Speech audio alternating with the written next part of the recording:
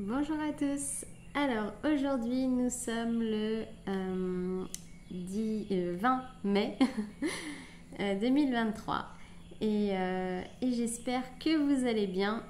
Ce jour a été chez nous un peu pluvieux. Je pense que c'est les conséquences des changements géomagnétiques et énergétiques qui s'opèrent en ce moment.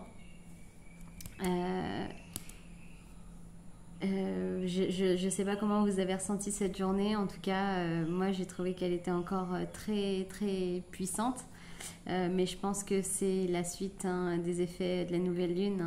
Ça va pas s'arrêter du jour au lendemain. Et du coup, j'ai trouvé que vraiment, on ressentait vraiment la pleine puissance de ce qui allait nous arriver là. Je sais pas si vous le ressentez, mais moi, je l'ai vraiment vécu à l'intérieur. Donc, du coup, voilà, je vous le partage. Je pense on est plusieurs dans ce cas. C'est très très fort ce qui se passe là, au niveau énergétique et les transformations qui s'opèrent à l'intérieur, je trouve, en tout cas. Voilà, du coup, aujourd'hui, j'ai fait le tirage. Hop. Et on va en parler. Alors, la première carte que j'ai tirée, c'est Cristaux. Ça revient souvent en ce moment aussi, cette carte. Alors, du coup, cette carte vous invite à travailler les cristaux. Epona, reine des fées, connaît l'importance de se rapprocher de l'esprit de la nature. Vous pouvez trouver ou acheter des cristaux dans les librairies ésotériques, les expositions, les pierres précieuses et semi-précieuses et dans certains spas. Pour trouver un cristal qui vous convient, tenez-le dans la main et sentez ses vibrations.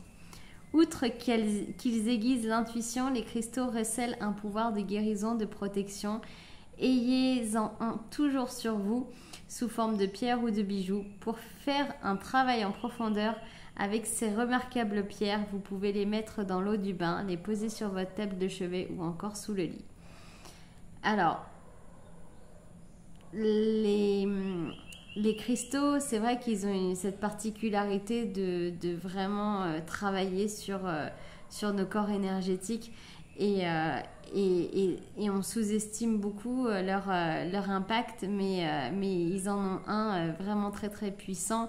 Moi, je sais qu'il ne m'est pas venu à l'idée de porter de cristaux autour du cou toutes ces années jusqu'à récemment où du coup j'ai reçu l'idée et depuis j'ai senti les effets que ça avait sur moi, que ça m'aidait à nettoyer, à épurer certaines énergies qui étaient lourdes et difficiles à transmuter.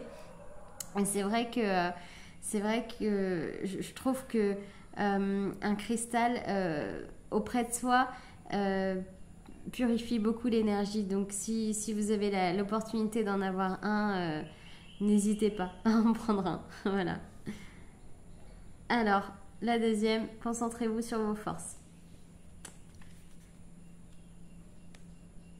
Alors, cette carte vous appelle à penser à vos forces et non à ce que vous percevez comme étant vos faiblesses. Je ne sais pas si vous vous souvenez, mais on l'a déjà eu celle-là.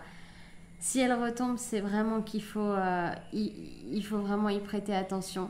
Cette phrase, elle est très importante. Ouais. Elle est très parlante. Vos forces sont votre cœur aimant, vos intentions pures, votre aptitude pour les relations humaines, vos passe-temps et toute autre activité dans laquelle vous excellez. Même si vos talents restent à peaufiner, ce sont là vos forces et vos atouts. Vous pouvez les nourrir en les appréciant et en vous montrant reconnaissant de les posséder. Si vous vous attardez sur vos faiblesses, ce sont elles que vous nourrirez et qui grandiront. Cette carte vous rappelle l'importance de porter sur vous-même un regard empreint de compassion et d'amour. Chaque fois que vous vous mésestimez, pensez plutôt à vos forces. C'est vraiment très important de prendre en considération son pouvoir là en ce moment, vraiment de reprendre son pouvoir en main, de reprendre son énergie en main et de vraiment conscientiser le plein potentiel qu'on a à l'intérieur de nous. C'est vraiment tellement important. C'est tellement facile de focaliser sur tout ce qu'on n'est pas fait pour faire. Tout ce qu'on a échoué ou pas réussi la manière dont on le souhaitait, mais au final c'est parce que je pense que la société ou peut-être l'éducation aussi est comme ça, mais c'est vrai que ça nous aide pas à apprendre à focaliser sur nos forces, mais moi je vous le dis, pour en avoir eu l'expérience, faut vraiment comprendre qu'on est un être au potentiel illimité et qu'on a des forces en nous qui sont là depuis toujours et qui souvent, quand on était enfant, s'exprimaient plus facilement. Et je pense qu'il faut y retourner. Il faut retourner à ces forces-là, à ces forces qui nous caractérisent, qui définissent notre individualité et les exprimer et les mettre en action. Voilà, vraiment... faites ce qui vous fait vibrer et rayonnez pleinement qui vous êtes, hein. C'est sincèrement ça le message. Ensuite, je vais encore tirer une carte qu'on connaît. Ouvrez votre cœur à l'amour. Alors, quel que soit l'objet de votre désir ou de votre prière, il ne vous sera accordé que lorsque vous aurez ouvert votre cœur à l'amour.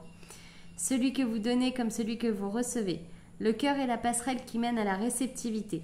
C'est la réponse à toutes les questions que vous vous posez sur votre vie amoureuse, vos relations, votre santé, votre mission de vie et ainsi de suite. Plus vous vous permettrez d'aimer, plus votre vie aura de sens. Jésus et les maîtres ascensionnés vous soutiendront dans cette démarche et ils vous protégeront pendant que vous apprendrez à ouvrir votre cœur à l'amour. C'est encore une fois en lien avec tout ce qu'on apprend, enfin tout ce qu'on nous dit et qu'on nous répète de faire. Mais vraiment, comprenez que les désirs que vous souhaitez voir se réaliser ne peuvent apparaître que lorsqu'on se donne de l'amour, lorsqu'on se donne du crédit, lorsqu'on s'autorise à exister et à rayonner pleinement la lumière de notre âme. Voilà, c'est ce qu'on est venu incarner sur Terre, c'est ce qu'on est venu répandre dans cette vie. Donc c'est important de comprendre que ça passe par nous avant tout et que si on n'a pas ouvert son cœur à nous-mêmes, nos désirs ne pourront pas se réaliser dans la matière. Voilà, donc très important d'ouvrir son cœur à soi-même. Quatrième et dernière carte. Le pouvoir de la joie. Alors, vous trouverez ce que vous cherchez si vous prenez le chemin de la joie. Vous êtes soutenu dans l'accomplissement de votre mission de vie grâce à la passion et à la joie que vous éprouvez lorsque vous y œuvrez. C'est la joie que vous éprouvez dans vos relations qui font qu'elles sont animées, intéressantes et en perpétuelle évolution. La joie que vous retirez de la pratique de vos passe-temps vous procure un surplus d'énergie. De toutes les émotions, c'est la joie qui émet les vibrations les plus élevées. Elle possède le pouvoir d'abolir tous les obstacles et de combler tous vos besoins. La joie nous rappelle qu'il n'est pas du tout nécessaire de souffrir. Son pouvoir est immense. Par elle, nous pouvons nous réaliser, nous aider nous-mêmes, aider les autres et même guérir. Oui, c'est vrai que on sous-estime aussi le pouvoir de la joie, de la gratitude, d'être heureux et content en fait de vivre les situations qu'on vit, même si elles ne sont pas forcément faciles ou qu'elles sont perçues comme négatives.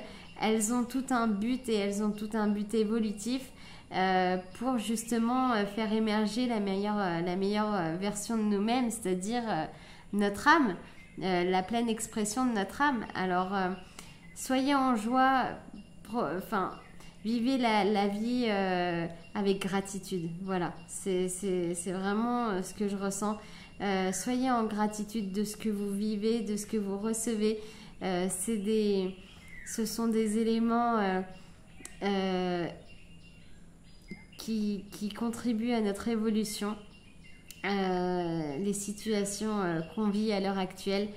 Et si on arrive à comprendre les bienfaits qu'il y a derrière et les cadeaux qui nous attendent, si on comprend l'épreuve qu'on vit et qu'on la vit en conscience, en étant en gratitude et du coup en joie, c'est vrai que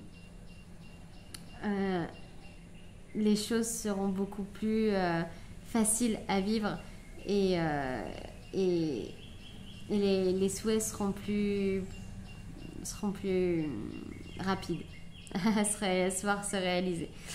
J'ai du mal à trouver mes mots aujourd'hui, mais c'est les énergies du moment. Elles sont extrêmement puissantes, elles sont extrêmement intenses. Et je ne sais pas si vous le ressentez chez vous, mais ici au Sri Lanka, on est vraiment... voilà, on ressent les énergies puissance 1000. Alors voilà, aujourd'hui je suis un peu... j'ai beaucoup de mal à être ancrée, mais ça va, je le vis bien. c'est juste que j'ai du mal à trouver mes mots et c'est ok. Il faut être en bienveillance avec soi-même. Donc voilà. J'espère que ce tirage vous aura parlé. Si vous souhaitez une guidance personnalisée, contactez-moi sur ma boîte mail ou mon Instagram. Si vous avez des questions, posez-les en commentaire. Et je vous dis à demain pour un nouveau tirage. Gros bisous.